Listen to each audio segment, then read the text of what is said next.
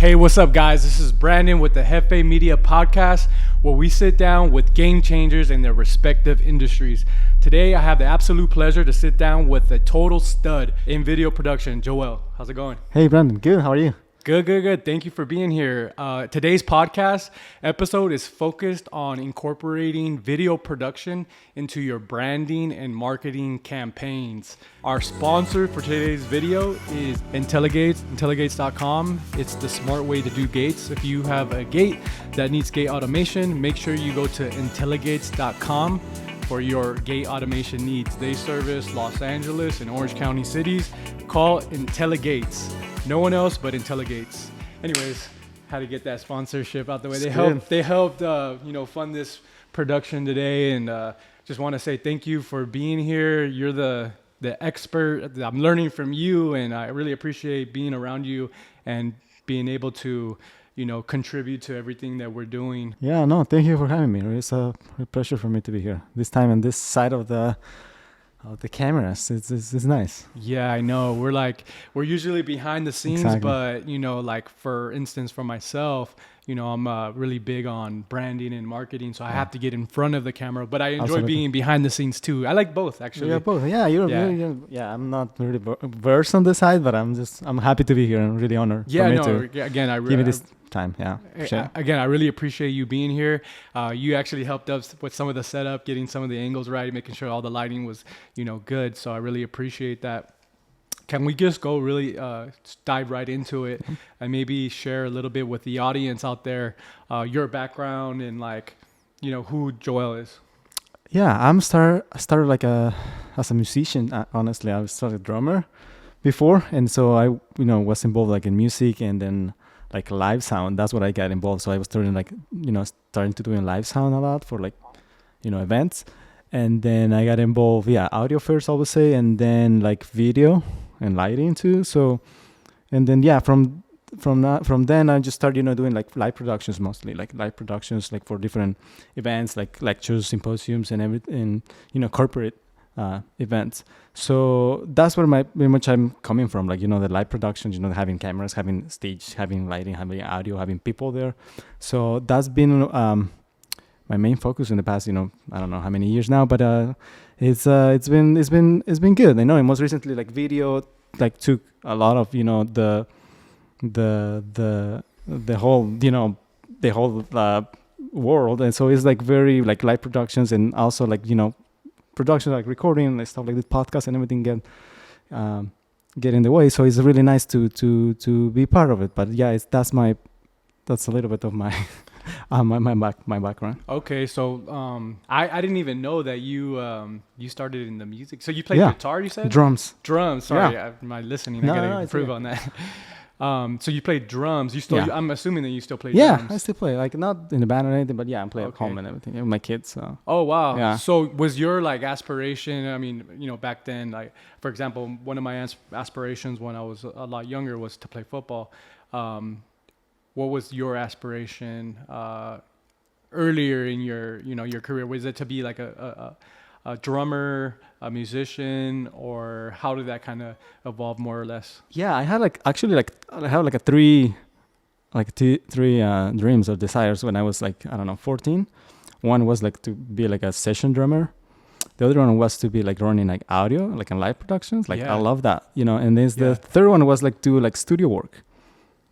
And then those three were really connected. And I mean, for me, individually, but I didn't never really connect them, in work. But it wasn't that order actually. I started drummer, and then I was playing drums here and there.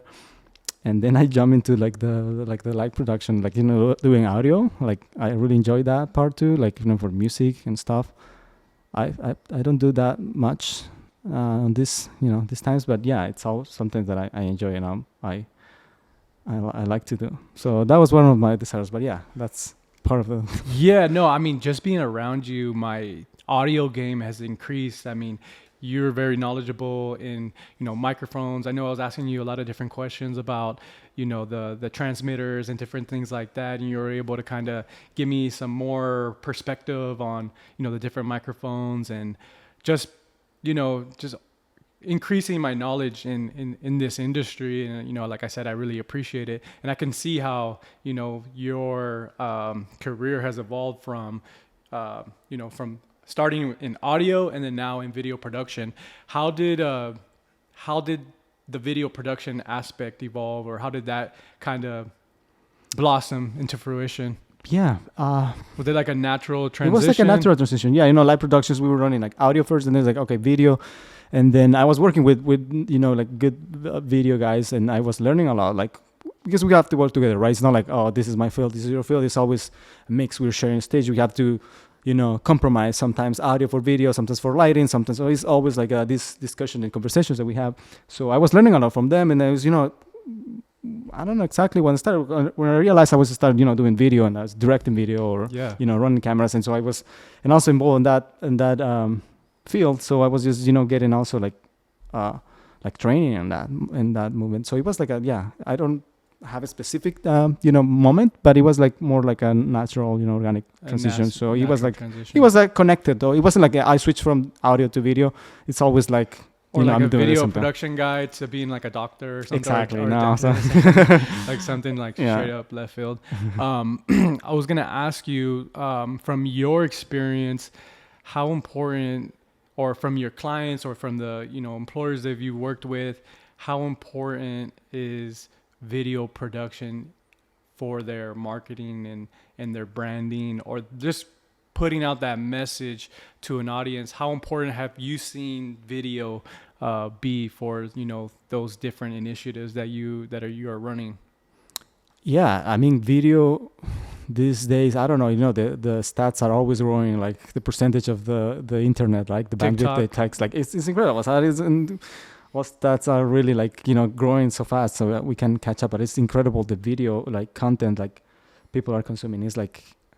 It's incredible. And then for sure, like now it's, in the past it was like a very, like the technology wasn't like it is now. So it was like you have to like learn how to operate a camera. The camera was expensive, and it was like the gateway was really like, really. It was like 10x, no? It was 10x. Like what it was now. Crazy. Yeah. Like so something like this maybe cost like, let's just say 10,000 to 15,000. Let's just put a random number. Let's just say this was like, this production is like 15,000. I'm talking about like assets and stuff like that. But back then it was probably like 100,000, to do something. So difficult to find and everything. So it was like, and now it's like everyone, can do it. So at the same time, it's like this idea of like, no, it's simple and it's not a big deal. My kid can do it. So it's like, that's like an extreme, like very wrong, right? So it's like, and the other extreme was like a very production, like incredible, expensive, and no one can reach it. At least you're like, the big leagues. So the thing is like, it's like once you find that balance, like a nice production with a nice budget, and then you can create a lot of, content. And it's like, I think the intention behind this is the more important, right? Like, so when you like the company marketing wants to do something like meaningful, I think it's very important to create a budget and have that, the video production in mind. It's not just like, just have our cell phone and that's it, right? Yeah. It's not like that. It's like, and so I think it's like super important. Like it's, I have seen, like everything like video, like in the past it was like, okay, let's create these graphics, let's create this, like a different formats. And now it's everything like resumed to video. Like it's incredible. And then and I see a lot of people like with no experience doing it, like say, okay, it's like they just learn from the wrong way. But it's like, I think like the companies like really wants to go like serious and everything. They are investing and they are putting a lot of effort and giving importance. I think like that's the word, like for sure, put importance on the work. So in order to be I mean impactful. Just by you sharing all those different things, it kind of triggered different ideas. And I mean, if you don't mind sharing, what would be like a healthy budget for like just a moderate company to invest in like a video campaign for their industry? Obviously every company is different, but just to kind of give them context, maybe there's like some corporation out there watching this podcast right now and they are not doing any video marketing, they're doing like, they have their ad in Yellow Pages or they have their ad in the newspaper, they want to do something. Obviously, one of my recommendations is like, if you have no budget, then yeah, you can do things with your cell phone and different things, but it's limited. If you really want to take things to the next level, obviously you're going to invest in your company and have, someone that's very knowledgeable help you bring your content, the message to a new level. What is your kind of like from your experience? Because you've been in the video production world more or less like more than 10 years, or I would say, right? Something like that, maybe 10 years. Yeah. So I don't know, to be honest, to give up the specific amount, or it's not, because it changes and is like very different in different locations. So. And I work most like in a production side. So like the marketing campaigns and everything, I'm really not very familiar with the prices, to be honest, like, the ads and everything, spending and all that. So it's more in the production, right? The production side that I do. And it's hard for me like to say, like, it's really like, just say that maybe this company is investing $0 into their video production, into their marketing, into their branding. Yeah. Like, they pretty much have nothing going. Like, they have no social media, or if they have a social media, it's like not very good. What would be like a healthy, because I know I've read like, different social media gurus, etc. Like Ty Lopez. Let's quote Ty Lopez. And I took some of his course, and he talked about doing services for $997. And I have like some of my packages. It has like whatever amount, 97, because I'm like taking that from Ty Lopez. So from that example is like minimum $1,000, right? Yeah. And then up minimum, yeah. Up from there per month, right? So I mean, I didn't know if maybe you had a better understanding, or just to kind of, you're not only hearing it from me when I'm like sitting down with you guys, you're hearing it from someone else too. Yeah. So that's why, yeah. I see. No, for sure. It's like, I think once the people, the companies get serious, they have to for sure, create a budget for that. It's not like, let's just, do like a, they don't want to put like a big campaign with a bad, product. That's what I'm thinking. So for sure. And then once you have, someone like Brandon, you can take care of the production and all that. So I think it's a whole different level, right? So we're not talking about just small. So for sure, yeah, they need to like a budget monthly or whatever the package is. But video production and, the ad spending is like very separate. It's very, basically. I mean, it's hard to have it like in the same. Because this would be considered the creative, right? Exactly. And you would package the creative and distribute it as organic or as paid, right? Exactly. So it would be up to the company to decide whether they want to just push out organic material or organic and paid. So, thank you. I really appreciate that. I think it's important for the viewers, because a lot of people don't really know. I'll sit down with companies or, entrepreneurs or self-employed people, and they really don't know the price, and when you tell them, they're just like, they don't have anything to go off of, and so I kind of wanted to shed some light on like what is actually like the norm for that. I see. But anyways, I wanted to kind of transition a little bit over into the live streaming. I know that you have a lot of experience with live streaming, and maybe you can share how the live streaming has impacted, different businesses, and why it's important to live stream. Like, what is the kind of the strategy or the nuance with live streaming versus like, just regular post-production and things like that? Yeah, pretty much. I think the one of the main benefits from live stream is the interaction, right, that you can get with clients. Like, sports has been the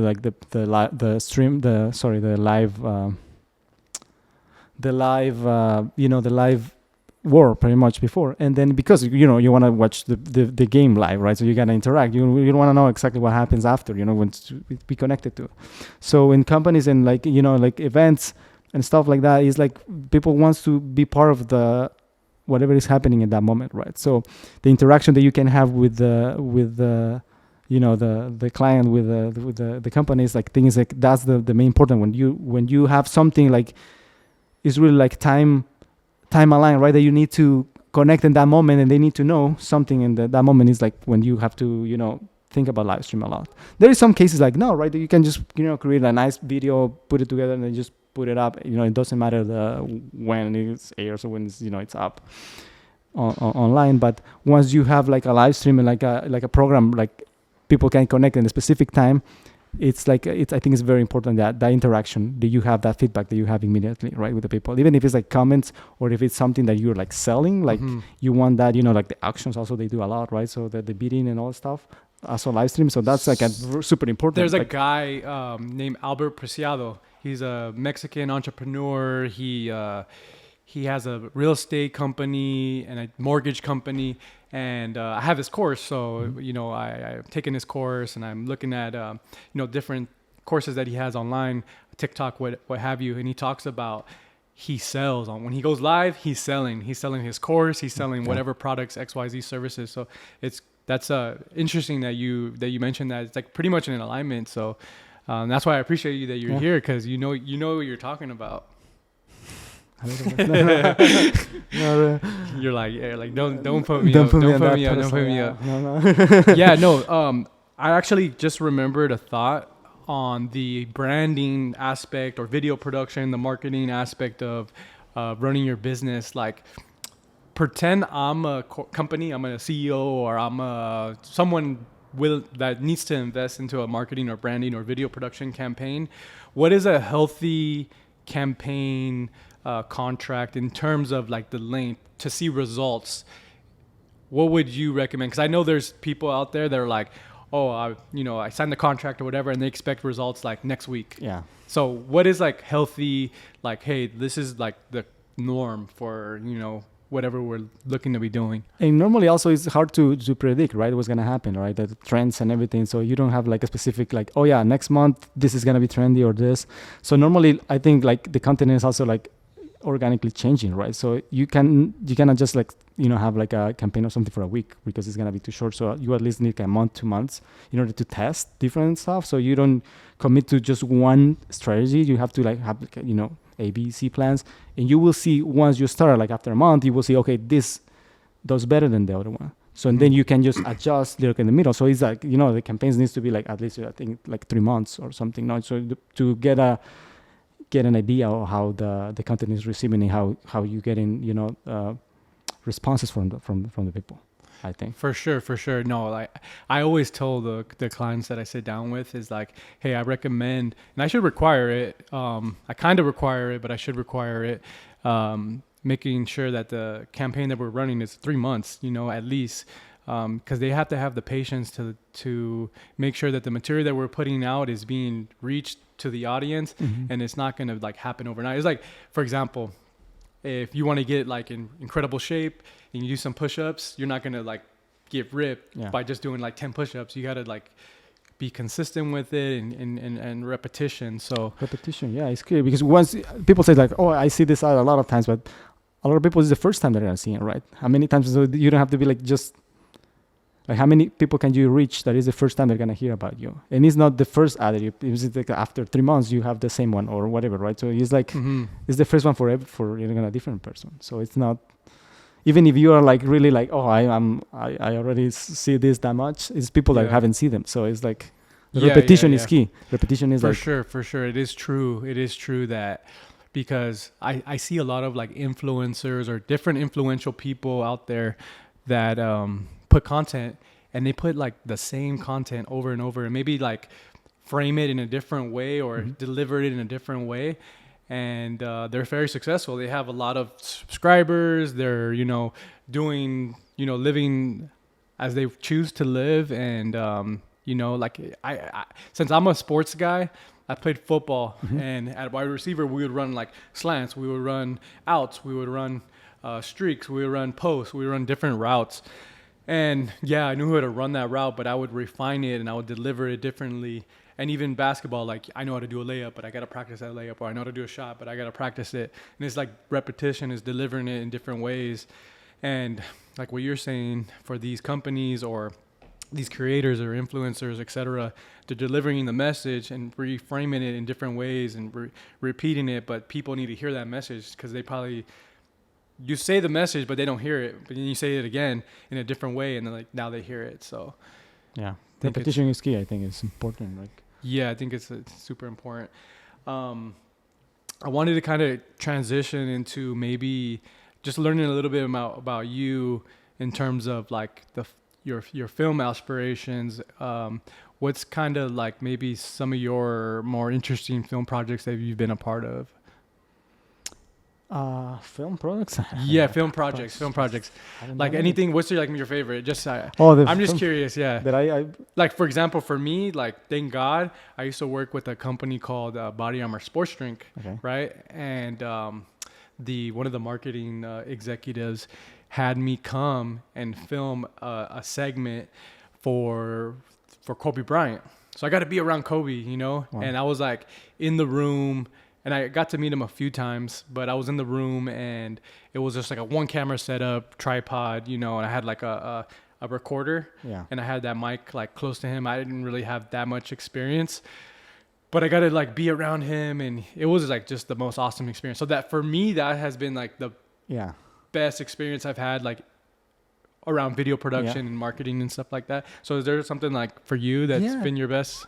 I don't have any specific events that pops up in my mind. Like every time, right? Every time I put it for, and it's like, I'm looking. This one. No, I'm like, no. To be honest, it's like I was excited to the next one. Like the next one, I just try to put it there. I mean, it's like living in the moment. Living the moment. I think so. Sure. I mean, there's been like different projects that working is like very proud and like happy, but I don't have any specific that I remember like that. I would love to do that. Yeah, that to this day was one of the most, because for me, and then I talk about sports a lot, but for me, my favorite athlete of all time was Kobe Bryant. Like just this dude's mindset and his tenacity, everything about him was just on another level. So that's why I got to be there and do some work and get paid to do it. I was like, man, this is incredible. And he won an Oscar too. So like, hey, that's I really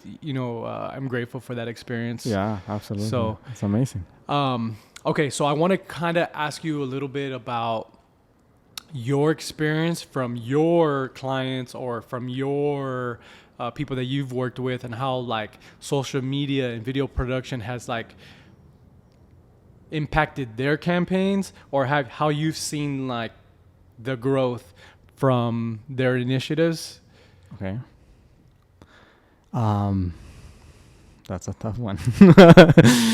Like for example, I don't know the exact input that you have on like David Guillaume's campaign. Maybe some of the videos that you've done help bring more students to the Kabbalah Center for Kabbalah 1, for example. I don't know. Just no, for sure. Yeah, absolutely. Like, to be honest, like I was like, I don't know how to put it, but like I'm like always like part of the most of the like production stuff. So when it's campaigns and everything, I don't get that much of but you still have for sure. I still have an input. Like, you have your touch on it. You know what I mean? So you're part of all of it. Yeah. No, for sure. I can't say for sure exactly. How much like in a number increase. I know for sure that it's value. Yeah, and for sure. And it's like.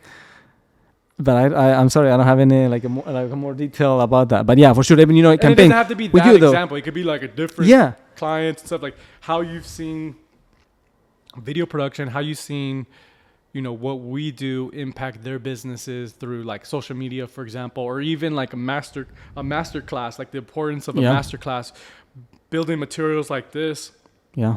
And having like a course online. Yeah, what I see more, to be honest, is like when the people, people that I don't know, like they go like, oh, this project, this whatever, content masterclass we did is like has helped me a lot, and I heard that a lot of times, like. Yeah. And that's so powerful, right? So even though I don't know exactly the conversion rate and everything that I could help producing that content, I know for sure that it's like a lot of value bringing to the people, and then so it's always really like rewarding, right, to have that feedback from the people. So it's like, for sure, it's nice, no? When you're part of some project and you know that they want to like reach more audience and everything, and after that you get that feedback like, yeah, so we have bigger numbers now, we have more people coming, and all those details is like, for sure, is like really, you see it's it. really You see it for sure. I see it, all the time. Yeah, it's kind of a little more difficult tracking the actual like analytics of it. Yeah. But we know like people are not, naive. They see the difference and the impact. And I remember because I'm helping you film some of the classes, that the last Kabbalah 1 was like the most students ever. Yeah. And I see the ads. I see the ads. So.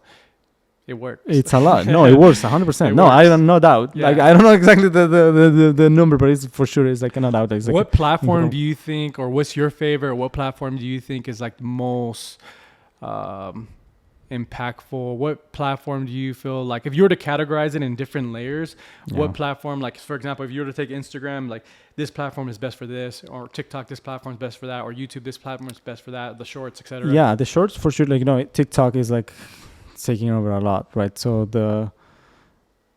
it's a lot, but Instagram also, like video content on Instagram, I think is one of the like, it's nice. It looks very good, and also like have the option to do live stream on Instagram. So that's another way that I have seen a lot.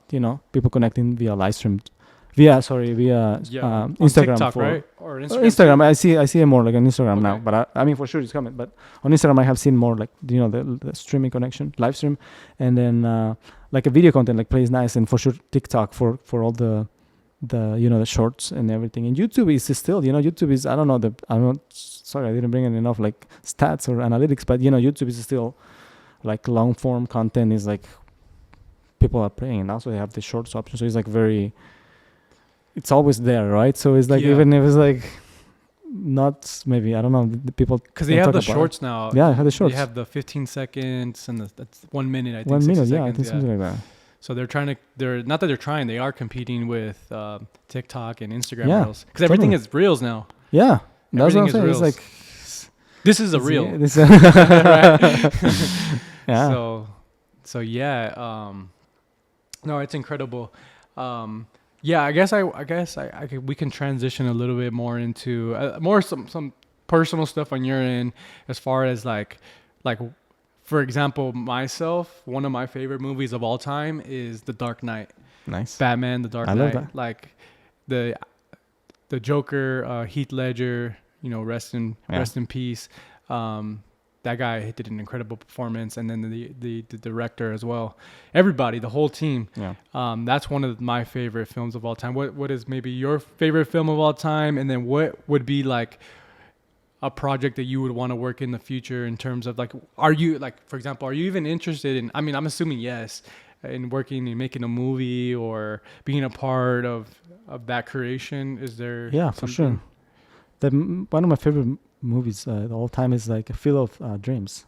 Field of Dreams? It's from '89. I saw it on TV. I haven't seen it. It's from with Kevin Costner. It's a movie from Field of Dreams. What is it about?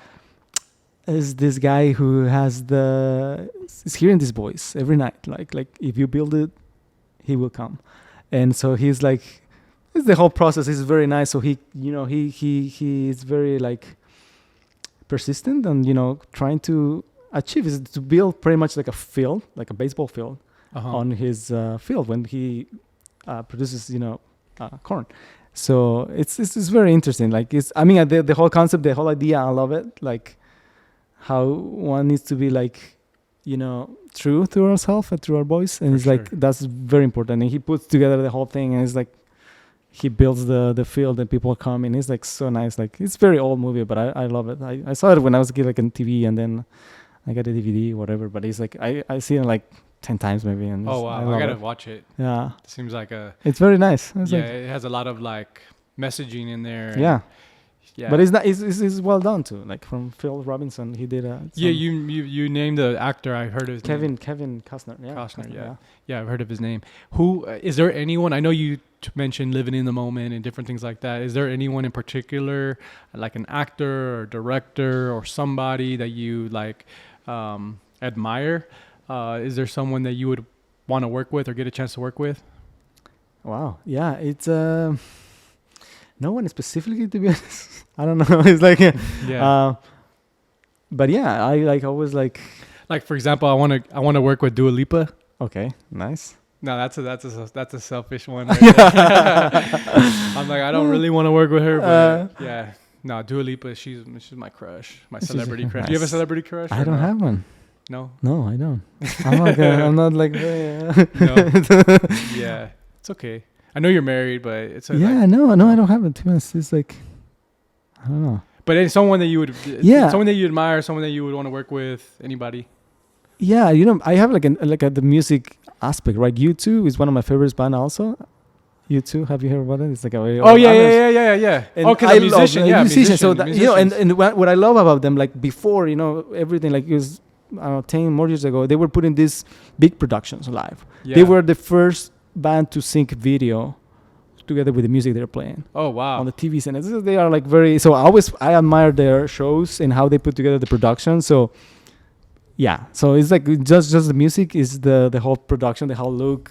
They design their own like stages and like structures and everything. It's like incredible to see how they. I mean, they haven't played in a while now, but I think they're coming on Vegas like this year or something for like the Sphere like MSG. This is another thing. Yeah, I don't yeah, know. you But too. yeah, they're playing What's together one of like. the songs? Can you sing one of the songs? No, I can sing that. Beautiful Day or. Beautiful. How does it go? No, I can sing that.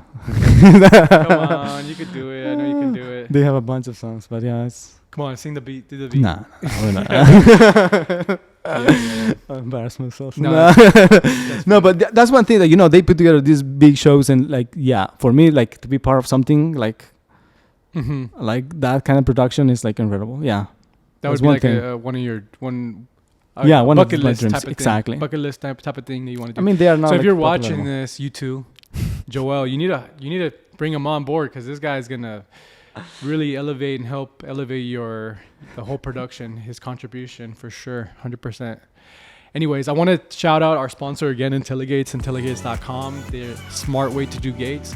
They automate gates all throughout Los Angeles and Orange County cities. If you have a gate that needs gate automation, make sure you go to IntelliGates.com and ask for Ron. He is a gentleman with over 20 years experience in gate automation. They focus on commercial and residential areas, security gate systems, gate automation, overhead sliding gates, all type of gates. IntelliGates.com. You guys make sure you guys reach out to Ron at IntelliGates.com. We really appreciate your sponsorship. Thank you so much. And just wanted to wrap it up. I think we have enough material. Really appreciate you coming out here. And thank you to the crew today, Max and Marvin, my dad. And our next episode will be with a owner, operator of a jewelry brand, Nadia and Low. Is that how you say it, Latal? Nadia and Low. And we're just thankful to be here. All right, guys. This was Brandon with the Hefé Media Podcast. Until next time.